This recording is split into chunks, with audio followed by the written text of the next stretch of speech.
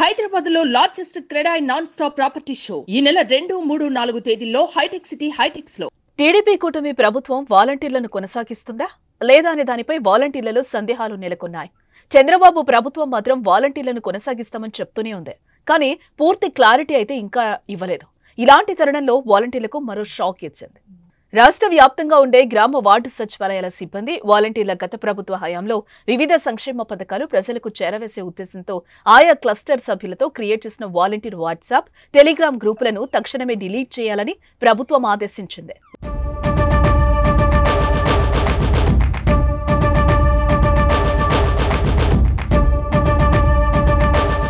YCP ప్రభుత్వం హయాంలో ఎటువంటి ఆదేశాలు లేకుండానే వాలంటీర్లు స్వయంగా తమ క్లస్టర్ పరిధిలో ఉన్న సభ్యులను చేర్చి వాట్సాప్ గ్రూపులను, టెలిగ్రామ్ గ్రూప్స్ ను క్రియేట్ చేయడంపై అభ్యంతరం తెలుపుతోంది.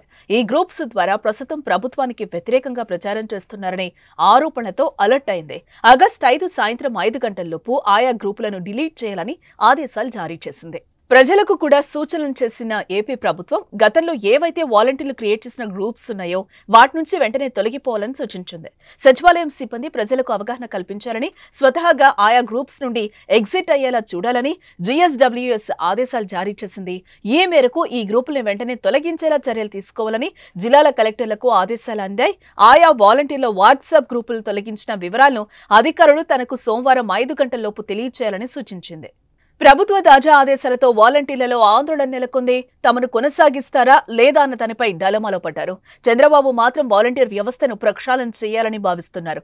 మార్పులు చేర్పులు చేసి వాలంటీర్స్ తమ విధులను మరింత సమర్థవంతంగా వినియోగించుకునే దిశగా అడుగులు వేస్తున్నారు. అయితే ప్రస్తుతం ఉన్న వాలంటీర్లను కొనసాగిస్తారా లేదా కొత్త నోటిఫికేషన్ ఇస్తారా అన్నది మాత్రం ఆసక్తి రేపుతోంది.